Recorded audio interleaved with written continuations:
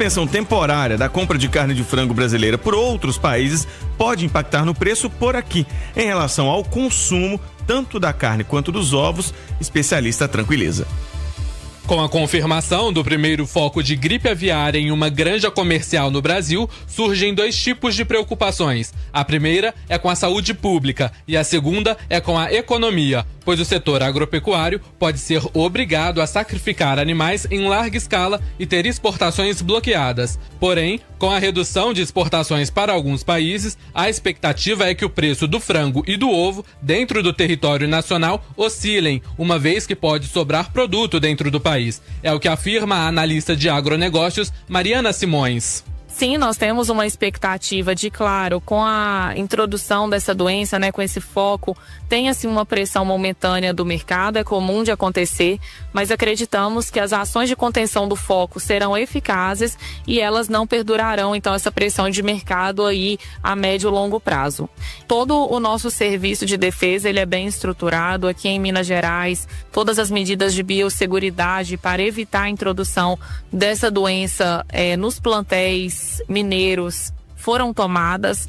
Então, é claro, não tem como a gente prever se, de fato, não teremos a introdução dessa doença no nosso estado. Mariana, alguns países fizeram um bloqueio de exportações apenas estadual. Essa medida acaba sendo positiva para Minas Gerais. Diversos países já adotaram esse protocolo de bloqueio apenas estadual, pois nós temos um sistema de defesa, de monitoramento muito robusto que permite que a gente faça a contenção desse foco de uma maneira muito eficiente. E é o que a gente espera agora com esse caso de influenza aviária no plantel, pela primeira vez no nosso país, identificado no plantel do Rio Grande do Sul, mas nós temos a expectativa aí que todas as medidas que já foram mapeadas estão sendo executadas agora, tanto pelo Ministério da Agricultura quanto pelo Serviço de Defesa Estadual, sejam eficazes e nós possamos retomar o nosso status aí de livre dessa doença. A gente lembra que não é necessário parar ou reduzir o consumo de ave no país.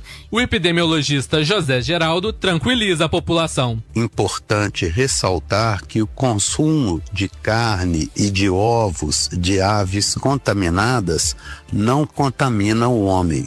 Então a população pode ficar tranquila em relação ao consumo das aves abatidas e seus ovos. A experiência adquirida durante a pandemia do SARS-CoV-2, da Covid-19, houve um aumento da experiência do país em lidar com essas epidemias a vírus. Para Itatiaia, o Alisson Góes. Economia Real, com Rita Mundim. Boa noite! Uma semana marcada por muita volatilidade, mas com a diminuição da tensão em cima dos mercados de risco, as bolsas de valores, que fecharam a semana no positivo, com ganhos. O índice Bovespa, apesar de ter caído na sexta-feira 0,11% e fechado a 139.187 pontos, bateu seu recorde histórico de valorização e acumulou uma alta de quase 2% na semana. O dólar, por sua vez, chegou a ser cotado a R$ 5,58, mas depois de um boato muito forte ontem de que o governo estudava novas medidas de auxílio fiscal, como financiamento de moradias precárias, mais financiamentos e pacotes, vale gás, etc., houve um certo temor pela piora do fiscal e o dólar voltou a subir. Fechou a R$ 5,66 na semana, mas atingiu R$ 5,58 ao longo da semana. E termina a semana com uma valorização de 0,26%. Aqui no Brasil, na B3, 2 destaques, um positivo e um negativo. O negativo, o Banco do Brasil, que teve uma desvalorização de quase 13% nas suas ações hoje, depois da divulgação do balanço do primeiro trimestre. O lucro esperado de 9 bilhões não veio dentro da expectativa do mercado. O lucro veio em 7,3 bi, uma queda de 20,7%.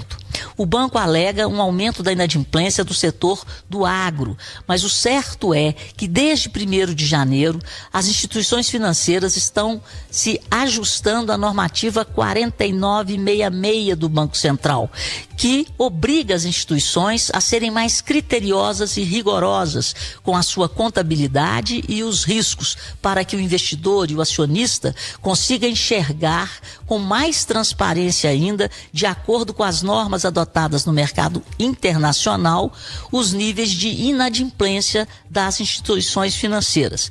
E o destaque positivo ficou por conta da Marfrig, que subiu 21% depois de anunciar a incorporação da BRF, da Brasil Foods.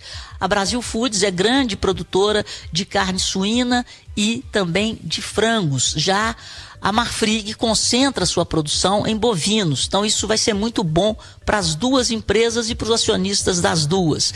Portanto, foram esses os destaques de uma sexta-feira bem movimentada. Rita Mundim, para a Rádio Itatiaia.